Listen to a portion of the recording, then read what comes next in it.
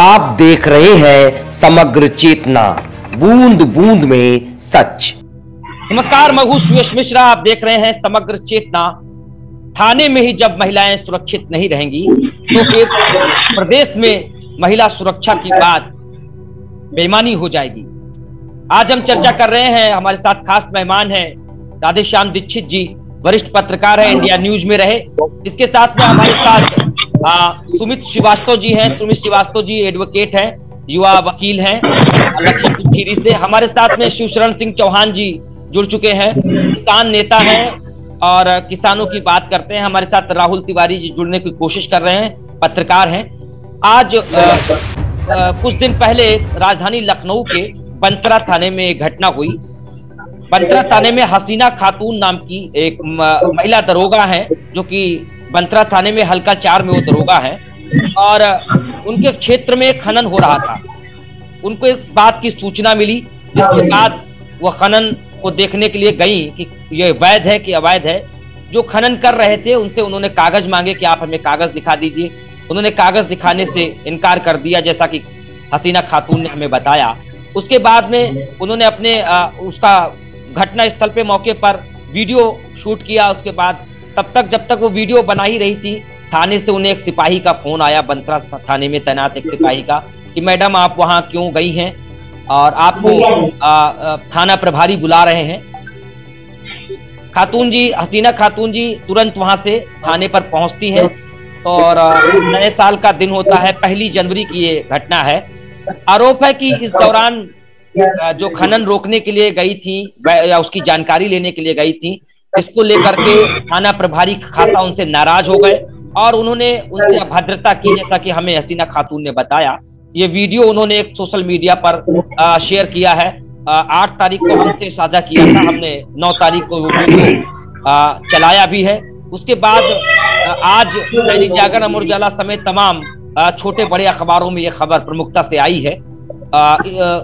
हसीना खातून की बात करें तो हसीना खातून ने के साथ जब अभद्रता हुई थाने में, उनके थाना प्रभारी द्वारा अभद्रता की गई, इसकी शिकायत लेकर के वो सीओ के पास गई, लेकिन सीओ उन्हें नहीं मिले। इसके बाद वो डीएसपी के पास, डीसीपी के पास गई, लेकिन डीसीपी ने उन्हें समझाया भी और उन्हें सांत्वना दी। 3 दिन की उन्हें छुट्टी पर भेज दिया। 8, 9, 10, 11 तक वो छुट्टी पर हैं, 11 जनवरी तक वो छुट्टी पर हैं। और अचानक उन्हें पता चलता है कि उनका तबादला कर दिया गया, क्योंकि उन्होंने इसकी शिकायत करने की कोशिश की, साथ में एक वीडियो भी उन्होंने वायरल कर दिया था। तो उनका तबादला सरोजनी नगर कर दिया गया।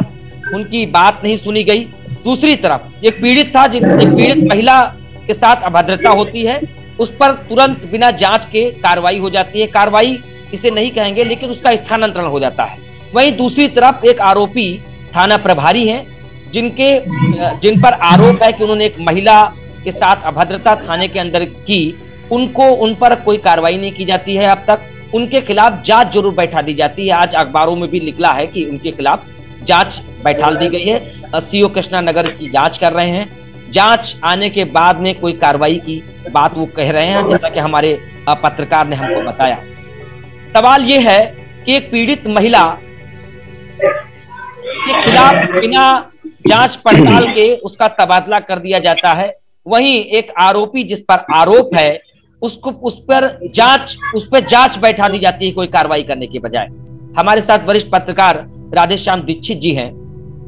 थाने में ही महिला का सम्मान नहीं हो रहा है। जब एक महिला दरोगा के साथ ऐसी स्थिति होगी तो आम महिलाओं के साथ क्या हाल होता होगा? राधेश्याम जी।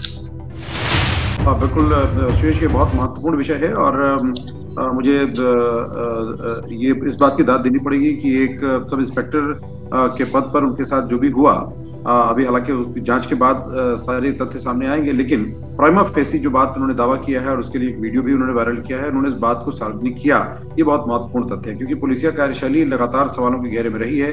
हम लोग पहले रिपोर्ट कर चुके हैं कि थाने बिकाऊ हैं, थाने बिकते हैं, पुलिस वाले बिकाऊ होते हैं, पुलिस वालों की कार्यशैली पर सवाल उठते रहे। इसका कतई ये मतलब नहीं कि सब गलत होते हैं, लेकिन फिर भी एक मास जो है, एक बड़ा हिस्सा ऐसा है जो नियम कायदों को दरकिनार करते हुए अवैध कारोबार करने, यानी बाहुबली लोगों के साथ या इस तरह के गलत धंधों को संरक्षण देने का काम करता है।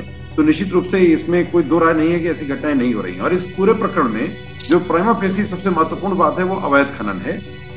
एक बड़ा पक्ष अवैध खनन, जिसके आधार पर ये सारा विवाद खड़ा हुआ है।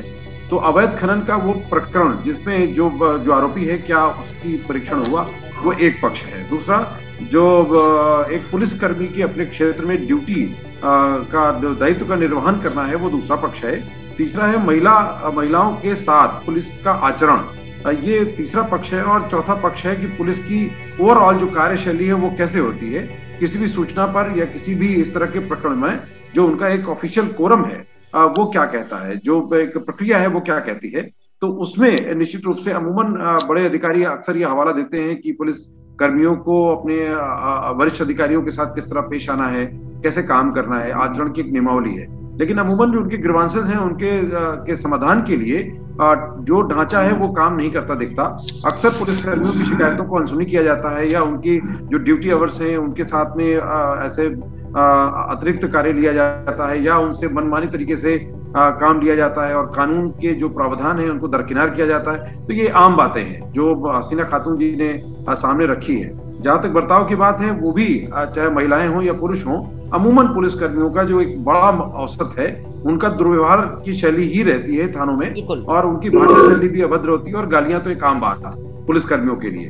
तो इसमें कोई दो राय नहीं है कि उनके साथ अभद्रता या गलत बर्ताव या अपमानजनक शब्दावली का इस्तेमाल हुआ हो, ये एक आम चलन सा बन गया है। तो ये उनके आरोप में प्राइमा फेसी समझ में बात आती है कि ये हुआ होगा। और जहां तक ये दावा है, अगर ये जांच होती है तो इसमें चूंकि मुख्यमंत्री ने ये बहुत पुख्ता तौर पर व्यवस्था की कि उत्तर प्रदेश में अवैध खनन होने पर जिम्मेदार अधिकारियों पर सख्त कार्रवाई होगी। और यहाँ एक बड़ा प्रकरण है पहला, और जिस पर अभी कार्रवाई की बात नहीं हुई है, जांच हो रही है अभी हसीना खातून के साथ दुर्व्यवहार के प्रकरण पर। तो अजय प्रताप सिंह इंस्पेक्टर हैं, उस प्रकरण की जांच हो रही है। बिल्कुल। तो क्या इसमें अवैध खनन के प्रकरण की जांच हुई? क्या अवैध खनन की जो दावा उन्होंने किया, उसका वीडियो बनाया, क्या वो अवैध था? यहाँ पर राधे जी आपको थोड़ा सा अपडेट करने की हम कोशिश करेंगे। जिस बात यहाँ पर अवैध और वैध खनन की नहीं है, वो तो जांच का विषय है। बहरहाल हमारे पास एक थाने से ही एक खनन की एक वो आया है, हमारे पास स्वीकृति आई है, जिसमें बताया जा रहा है कि ये वैध खनन चल रहा था। बहरहाल ये अलग विषय हो गया। जो विषय यहाँ पर ये है कि एक महिला के साथ अभद्रता की गई। हमने हसीना खातून से जब बात करने की कोशिश की तो उन्होंने टेलीफोनिक वार्ता पे हमसे बताया कि वो जहां खनन हो रहा था इसकी शिकायत उनको मिली थी, और वो हल्का उनके क्षेत्र में आता था, और जो लोग शिकायत कर रहे थे उनका कहना था कि आप आइए वरना हम उच्च अधिकारियों से इसकी शिकायत करेंगे। तो हसीना खातून वहां मौके पर गई थी। उन्होंने जो खनन कर रहे थे उनसे कहा कि अगर आप वैध खनन है या आपके पास स्वीकृति है, अनुमति है, तो उसके सर्टिफिकेट दीजिए, हमें उसका प्रमाण दीजिए। तो वहां लोगों ने कहा कि इसके प्रमाण हम आपके थाना प्रभारी को दे चुके हैं, हम आपको नहीं देंगे। जिस पर हसीना खातून ने कहा कि हम इस हलका के दरोगा हैं, हमारी भी जिम्मेदारी बनती है और हमसे भी पूछा जाएगा, इसलिए हमारे पास भी एक प्रति उसकी जरूरी है। उन्होंने एक प्रति मांगी थी। हालांकि जो अभी हमारे पास अपडेट आया है कि वहां खनन वैध था, ये जांच का विषय है। बहरहाल ये एक हमारे पास एक कागज का टुकड़ा आया है, इसमें कितनी सच्चाई है हम इसकी जांच भी करने की कोशिश करेंगे। दूसरा, हमारे साथ में जो मामला है कि थाने में एक महिला के साथ, एक महिला दरोगा के साथ में ऐसा दुर्व्यवहार एक उच्च अधिकारियों द्वारा किया गया, उस पर एक जांच बैठाई गई, जबकि वो महिला जो पीड़ित थी उसका तबादला कर दिया गया। सवाल इस बात पे है, हमारे साथ सुमित श्रीवास्तव जी हैं।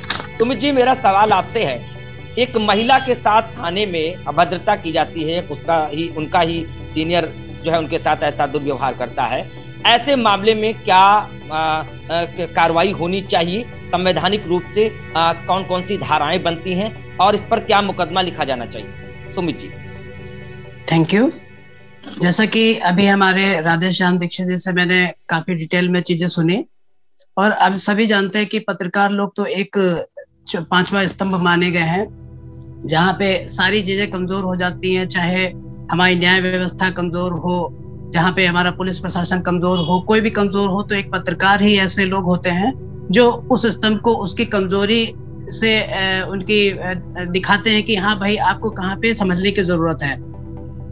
अभी जैसे मामला हमने वीडियो में हमने भी देखा था कि उसमें पता चला था कि जैसा कि महिला श्रीमती खातून जी, जिनके बारे में कहा जाता है कि उनकी काफी अच्छी एक इमेज है।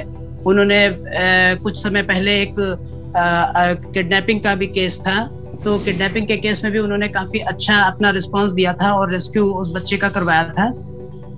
तो मैं इस बात को तो एक्सेप्ट करता हूँ कि पुलिस प्रशासन जो चल रहा है वो बहुत ही पुरानी व्यवस्था पे चल रहा है और पुरानी व्यवस्था में खामियां अभी तक नहीं दूर हो पाई हैं।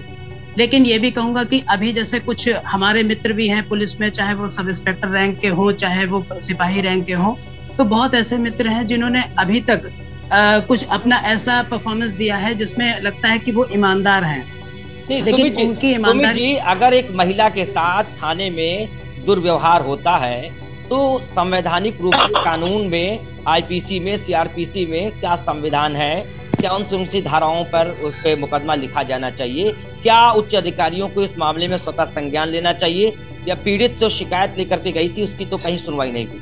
इस पर कौन कौन सी धाराएं बनती हैं? बिल्कुल बिल्कुल, मैं वहीं पे आ रहा था। मेरा कहने का मतलब यही है कि धाराओं की तो हम थोड़ी देर बाद बात कर लेंगे, लेकिन सबसे पहले यही है कि हमने, हमारे योगी जी हो चाहे मोदी हो, उन्होंने विमेन एम्पावरमेंट के लिए बहुत से काम किए हैं और विमेन एम्पावरमेंट के लिए अभी पिंक पुलिस की भी व्यवस्था की है जो हम लोगों, आम लोगों की औरतों को बचाने का काम करते हैं। लेकिन ये सही बात है कि अगर मेन औरतें जो बचाने वाले रक्षा की सुरक्षित नहीं होंगे तो हम लोगों का क्या होगा? बिल्कुल बिल्कुल बिल्कुल। तो ऐसे विमेन, कहते हैं ना कि सेक्सुअल हैरेसमेंट के 354 की एक धारा है, 300 आईपीसी में सेक्शन 354 है, 503 है, 509 है। ये कुछ धाराएं हैं जो औरतों को प्रोटेक्ट करने के लिए बनाई गई हैं। 354 ए में ये बताया गया है कि कोई भी ऐसा व्यक्ति जो आपके वर्बल कांटेक्ट जो अनवेलकम हो, इसमें बहुत सारे उन्होंने सब क्लॉज भी दिए गए हैं, लेकिन एक जहां तक बात आती है कि वहां पे एक शब्द उन जो उनके हायर अथॉरिटी थे उन्होंने एक शब्द का प्रयोग किया था। तो जहां तक कि औरतों की बात आती है, हम अपने शब्दों की, चाहे वो किसी भी डिपार्टमेंट हो, चाहे वो इंजीनियरिंग का हो, किसी भी वर्क प्लेस का हो, ये मैटर नहीं करता कि आप पुलिस हैं, या मैटर नहीं करता कि आप राजनीतिक पार्टी से जुड़े हुए हैं, मैटर नहीं करता कि आप मेडिकल प्रोफेशन से जुड़े हैं, किसी प्रशासनिक व्यवस्था के लिए जुड़े हैं, जो कोई भी हो, अगर वहाँ पे औरत है तो हमारी एक ड्यूटी बनती है कि हम उसके सामने मर्यादित व्यवहार करें।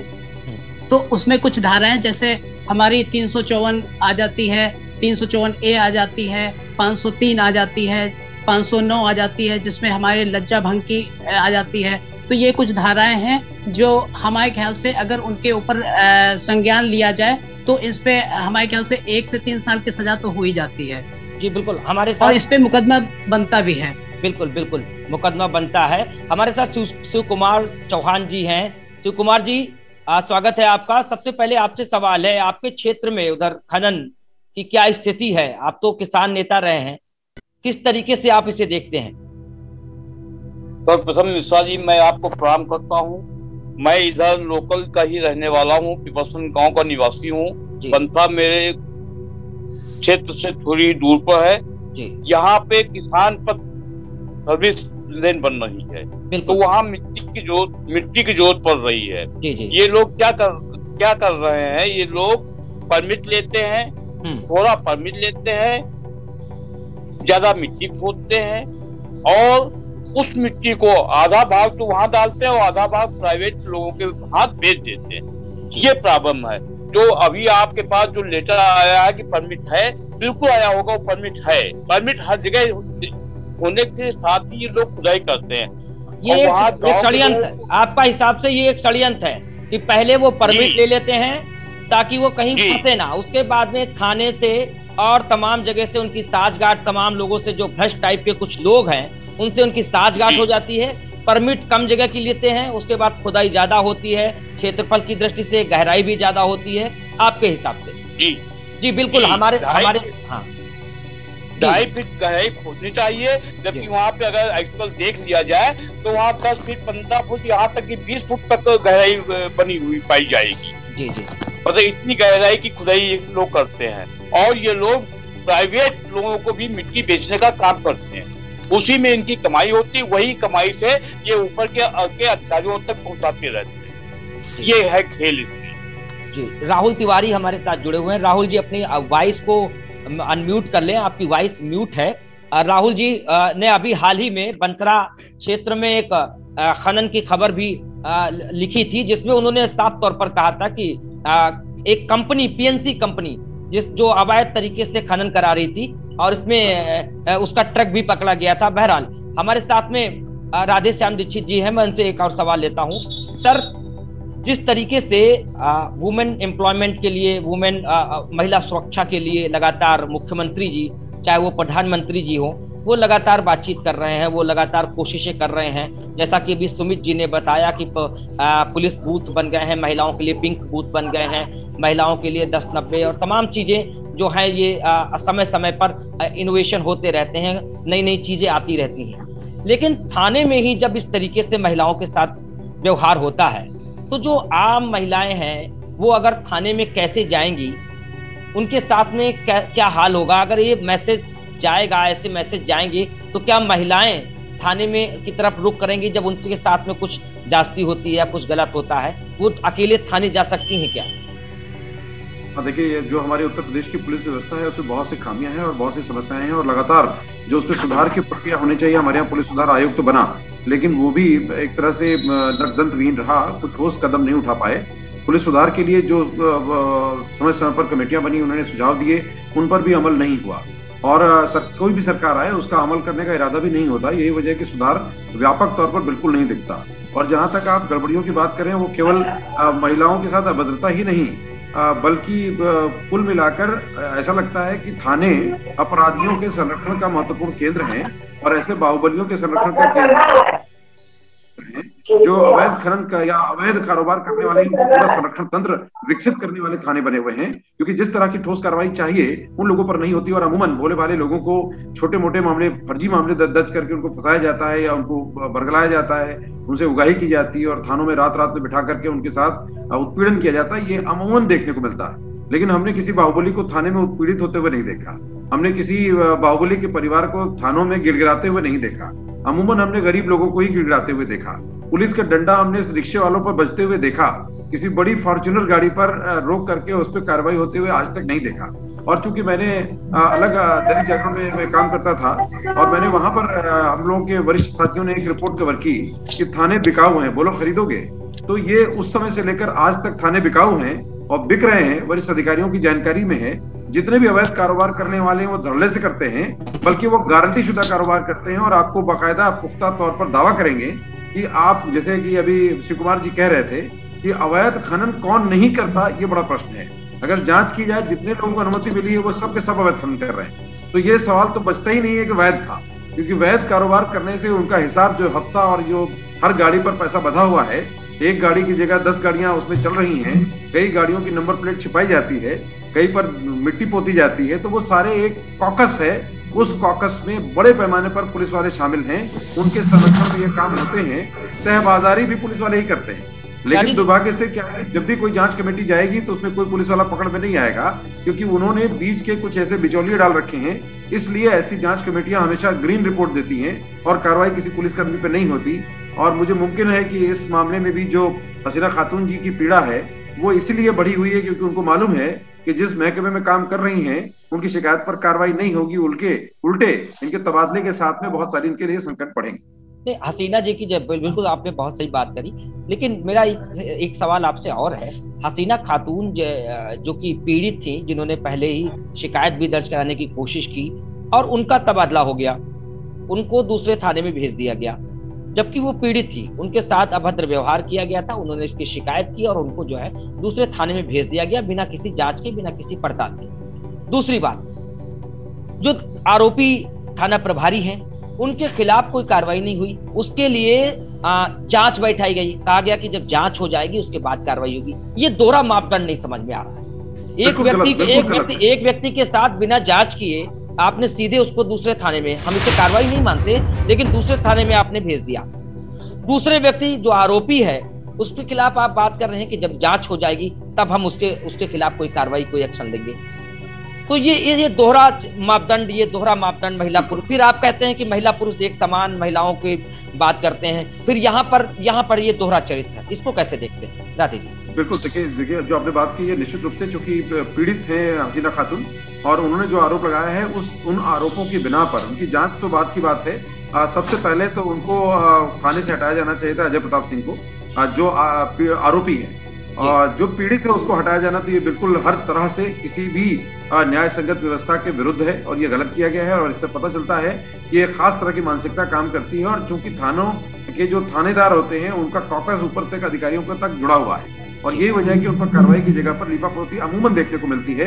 कुछ ईमानदार अफसर भी अपनी ईमानदारी से काम नहीं कर पाते, उनकी पीड़ा हम लोग अक्सर देखते सुनते रहे हैं, और कई बार उनकी कार्रवाई उनके लिए ही मुसीबत का सबब बनती है। तो अमूमन जो ईमानदार अफसर या ईमानदार पुलिसकर्मी वो समझौता करते हैं या फिर अपने आप को दबा लेते हैं, चुप रहते हैं, अपने वरिष्ठ अधिकारियों के विरुद्ध कोई कार्रवाई नहीं करते, और इसके कोई भी जो कार्रवाई है वो इतनी जांच के फेरों में फंसाई जाती है कि अमूमन वो जाकर के नल एंड वाइड हो जाती है, उसमें मामला रफा दफा हो जाता है। और तबादला, जैसा कि आपने देखा कि हसीना खातून जी का तबादला कर दिया गया है, तो ये अपने आप में जो आरोप लगाने वाला है उसको दूर करना है, ताकि कॉन्फ्लिक्ट या और मामले उलझे नहीं।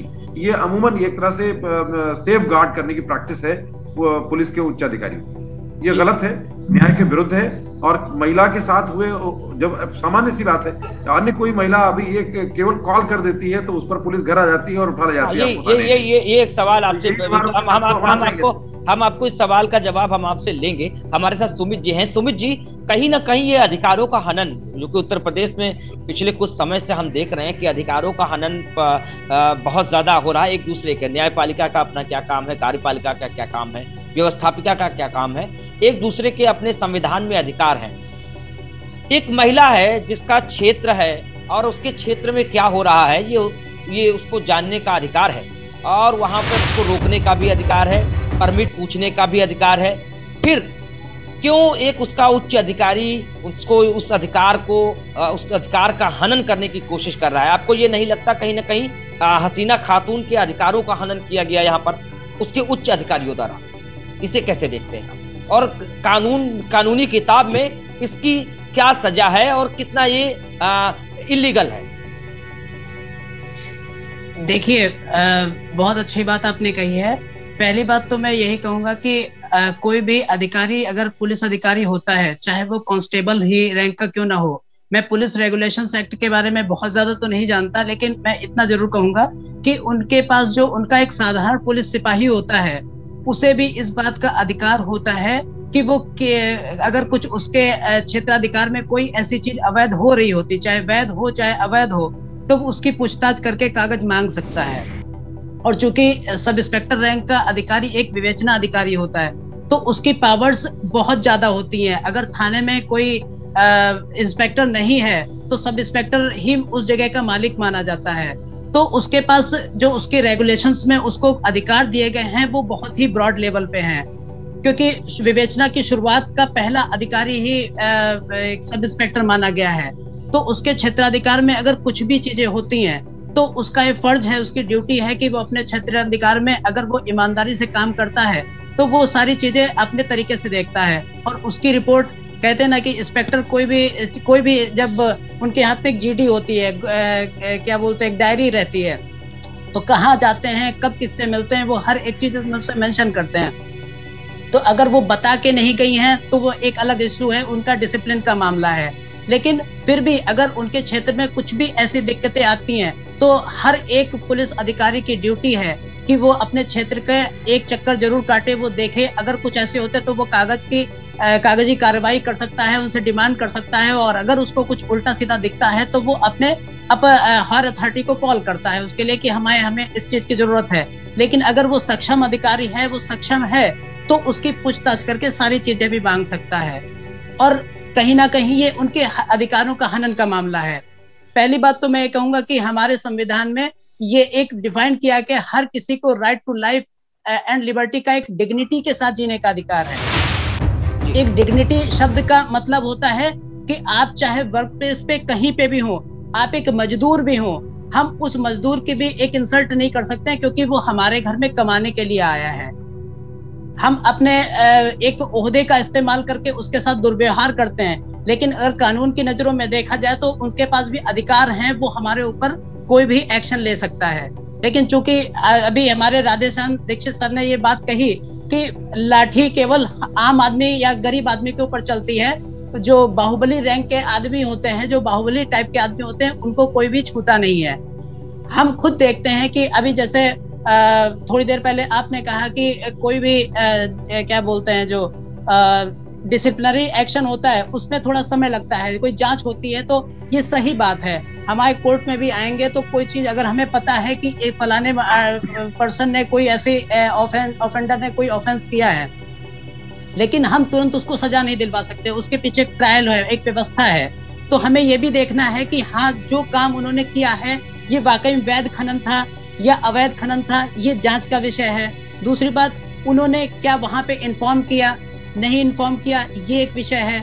दूसरी बात, ये सच बात है कि अगर एक हायर रैंक का अधिकारी अगर अमर्यादित भाषा का इस्तेमाल करता है तो उसके ऊपर वो एक्शन, एक नॉर्मल सजा जो एक आम आदमी के लिए प्रावधान है, वही उनके लिए भी प्रावधान है। जो जैसे मैंने अभी कुछ 3-4 धाराओं के बारे में बोला है, तो वो धाराएं उनके ऊपर भी बनती हैं और उनके ऊपर एक्शन लिया जा सकता है। जी बिल्कुल सुमित जी, बहुत सही आपने बात की। हमारे साथ शिव कुमार सिंह चौहान जी जुड़े हुए हैं। शिव कुमार जी, देश के प्रधानमंत्री बेटी बचाओ बेटी पढ़ाओ का नारा दे रहे हैं। देश के प्रधानमंत्री नारी और मुख्यमंत्री प्रदेश के नारी सशक्तिकरण की बात करते हैं।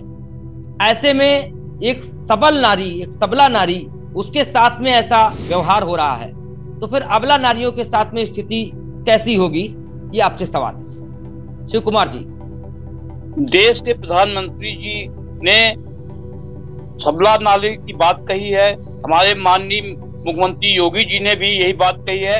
इनके कार्य में कोई वो नहीं है, ये कार्य करना चाहते हैं, लेकिन हमारी जो पुलिस है, जो हमारी कमिश्नरेट है, ये अपनी मनमानी करने पर उतारू हो गए हैं। पहले जो आम आदमी की बात होती थी, पहले एक एसएसपी होता था, आज 24 बैठे हुए हैं, लेकिन तब भी काम सही नहीं हो पा रहा है। डीएम साहब पहले सुन लेते थे। मैं अपनी बात एक पीड़ा बताता हूँ।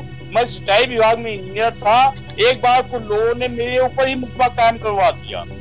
मैंने वहां पे रोड जबरदस्ती, सिंचाई विभाग की जमीन को इंक्रोचमेंट करके रोड बना दी गई। इनकम टैक्स के एक ऑफिसर थे, मैंने उस रोड को खुदवा दिया। रात में 12 बजे मेरे ऊपर मुकदमा लिख दिया गया, लेकिन उसमें एक डीएम लखनऊ में थे। उनसे जब मैंने निवेदन किया तो उन्होंने कहा मैं चिनार थाने को पूरा सस्पेंड किए दे रहा हूँ। आपने कैसे सिंचाई विभाग के अधिकारियों के ऊपर आपने FIR दर्ज कर दिया? कहते सर एसएसपी साहब ने कहा है कि रात के 12 बजे एसएसपी साहब कहते ऑनलाइन रहिए। ऑनलाइन उन्होंने बात किया लैंडलाइन टेलीफोन से। एसएसपी साहब ने कहा सर हो सकता है किसी राजनीतिक दबाव पड़ गया और बंद कर दिया हो। उन्होंने फाइनल रिपोर्ट लगवा दिया। लेकिन आज कमिश्नर साहब के राज्य में जितने भी लोग हैं सब बहुत ही मस्त हो गए हैं, सब अपनी मनमानी कर रहे हैं, कोई कुछ सुनने के लिए तैयार नहीं है। बिल्कुल सही, नौकरशाही सरकार की मंशा साफ है, लेकिन नौकरशाही कहीं न कहीं में मदमस्त है। सब अधिकारी जैसे नहीं है, लेकिन बहुत सारे अधिकारी ऐसे हैं जो अपनी चाल, पुरानी सरकार की जो चाल थी उसी चाल में चलना चाहते हैं। इतनी इनको पावर मिल गई है कमिश्नरेट में। पहले एसडीएम साहब को आम लोग चले जाया करते थे, एसडीएम साहब से अपनी फरियाद कहते थे। अब एसडीएम साहब के पास पावर नहीं है। डीएम साहब के पास जाके अपनी फरियाद के एसएसपी साहब हमारे साथ ये अन्याय कर रहे हैं, डीएम साहब देख लेते थे। कंट्रोल, अब कोई कंट्रोल ही नहीं रहेगा। बिल्कुल बिल्कुल। हमारे साथ राधेश्याम दीक्षित जी हैं। आखिरी सवाल आपसे राधे जी हम ले लेते हैं। अभी बहुत बात आई कि अगर ये अपराध जो हसीना खातून के साथ में जो हुआ थाने के अंदर, इसकी पुष्टि तो वहाँ के लोग कर सकते हैं, हसीना खातून कर सकती हैं, लेकिन अगर हसीना खातून की जगह दूसरी कोई महिला होती और कोई तीसरा व्यक्ति उसके साथ में अभद्र व्यवहार करता, तो आज पुलिस उसके साथ क्या करती? राधे जी। देखिए सुरेश जी, पहली बात तो ये है कि कोई भी महिला, उसके साथ किसी भी तरह का ऐसा कोई आचरण कहीं पर भी किया जाए, थाना हो, बाहर हो, वर्क प्लेस पर हो, उसे अपनी बात सार्वजनिक रूप में रखनी चाहिए। जो संबंधित उसका प्रक्रिया है उसका अनुपालन जरूर करना चाहिए, उन्हें हतोत्साहित नहीं होना चाहिए। इस मामले में हसीना खातून जी के इस प्रयास के हम सब प्रशंसा करते हैं, लेकिन उन्हें निराश नहीं होना चाहिए, क्योंकि व्यवस्था के सुधार के लिए एक नागरिक कर्तव्य भी हमारा है कि चाहे वो हमारे साथ घटना हुई हो या किसी और के साथ हुई हो, हम उसे बहुत अधिकार पूर्वक उसको ठीक ढंग से उचित प्लेटफॉर्म पर रखें, जिससे कि उस खामी को दूर किया जाए। क्योंकि आज एक के साथ घटना हुई है, कल दूसरे के साथ होगी। जो गलत व्यवहार करने वाले, ऐसे गलत आचरण वाले अधिकारी कहीं पर भी होंगे तो वो किसी न किसी के साथ ऐसे दुर्व्यवहार करते हैं। और चूंकि हम जानते हैं वरिष्ठ अधिकारी भी अक्सर उनके पास शिकायतें जाती रहती हैं, वो भी अगर ठोस कार्रवाई करते रहते तो शायद इस तरह की हिमाकत करने की कोशिश कोई भी किसी भी स्तर का व्यक्ति नहीं कर सकता। लेकिन चूंकि ये दुर्भाग्यपूर्ण स्थिति है, खास करके पुलिस महकमे में, कि जहां पर ऐसी शिकायतें आती हैं उनको अमूमन या तो मैनेज किया जाता है या फिर उन दोनों को ताकीद करके अलग किया जाता है, ताकि आगे भविष्य में ऐसी शिकायतें उत्पन्न न हो। आप देखें कि ये जो पूरी जो पुलिस तंत्र है उसमें एफआईआर भी कम कर दी गई है दर्ज करना। क्यों? क्योंकि ये दबाव है कि हमारे पास जो अपराध के ब्यौरे हैं वो बढ़ने न पाए, इसलिए अमूमन उनका नकारात्मक व्यवहार और बढ़ता चला जा रहा है।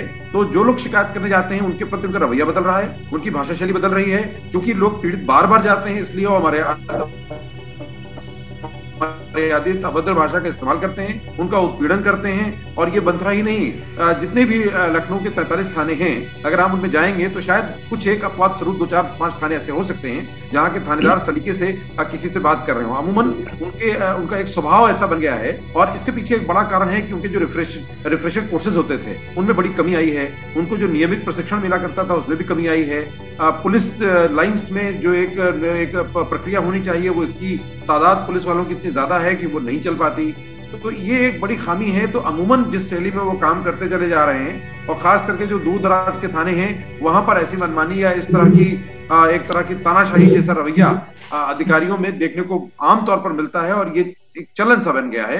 तो इसमें कोई दो राय नहीं है कि ऐसा नहीं हुआ है, लेकिन एक प्रक्रिया का हिस्सा है। उसमें जांच के दौरान कितनी बात पुष्ट हो पाएगी, इसके किस तरह के गवाह मिलेंगे, क्योंकि थानेदार के खिलाफ अमूमन पुलिसकर्मी विरोध में नहीं आते या कोई भी गवाही नहीं देते, इसलिए ऐसे प्रकरण दब जाते हैं। और अमूमन मुद्दे को उठाने वाले भी डर जाते हैं या उनकी हौसला उनका टूट जाता है, जैसा कि हम हसीना खातून जी के मामले में देख पा रहे हैं। तो मेरे उनसे भी अपील है, और ऐसे जितने भी पुलिसकर्मी इस वीडियो को देखें उन सबसे अपील है कि न्याय का सहारा अवश्य लें। आपको हो सकता है कि फौरी तौर पर कुछ कष्ट बढ़ जाए, लेकिन अगर किसी तरह का उत्पीड़न, किसी तरह का दुर्व्यवहार या किसी तरह की ऐसी अपमानजनक भाषा शैली का इस्तेमाल कोई भी वरिष्ठ अधिकारी करता है या कनिष्ठ करता है, तो आप उचित प्लेटफॉर्म पर आधिकारिक रिपोर्ट जरूर दर्ज करें।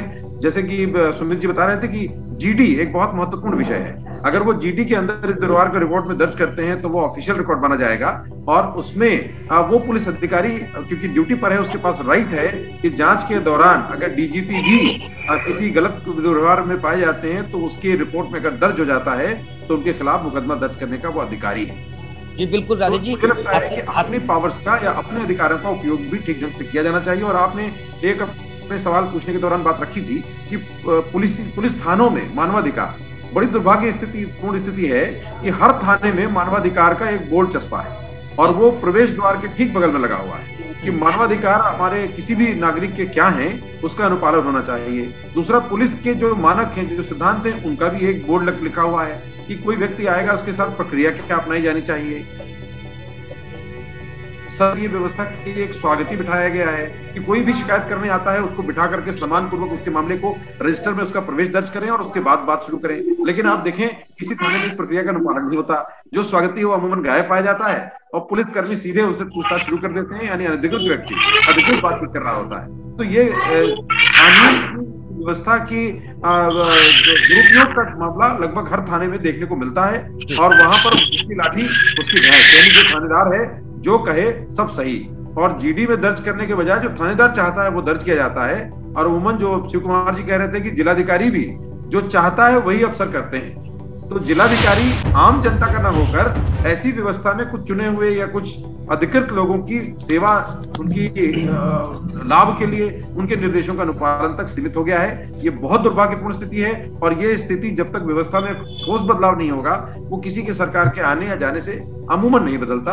और व्यवस्था के सुधार के लिए इतना मनोबल किसी भी सरकार में दिखता नहीं, चाहे इस समय की योगी सरकार हो चाहे इससे पहले की सरकार हो। बिल्कुल, हसीना खातून ने हिम्मत की अपने ही आला अफसरों के खिलाफ आवाज उठाने की। उनके साथ गलत हुआ, वो खुल करके सामने आई। न जाने कितनी ऐसी महिलाएं हैं जो पीड़ित होकर के प्रताड़ना झेलती रहती हैं लेकिन सामने नहीं आती। सुयश जी मेरी आवाज आ रही है? बिल्कुल, हसीना खातून जैसी महिलाओं के साथ में ऐसा होता है, उसके बाद भी पीड़ित महिला को एक थाने से दूसरे थाने भेज दिया जाता है, जबकि आरोपी के साथ उसके खिलाफ जांच बैठाई जाती है। ये दुर्भाग्यपूर्ण है, ये दुर्भाग्यपूर्ण है और मेरी आवाज आ रही है? उच्च अधिकारियों को इस पर संज्ञान लेना चाहिए। बहरहाल आप सभी मेहमान हमसे जुड़े, आप सभी का बहुत बहुत शुक्रिया। देखते रहें समग्र चेतना। नमस्कार।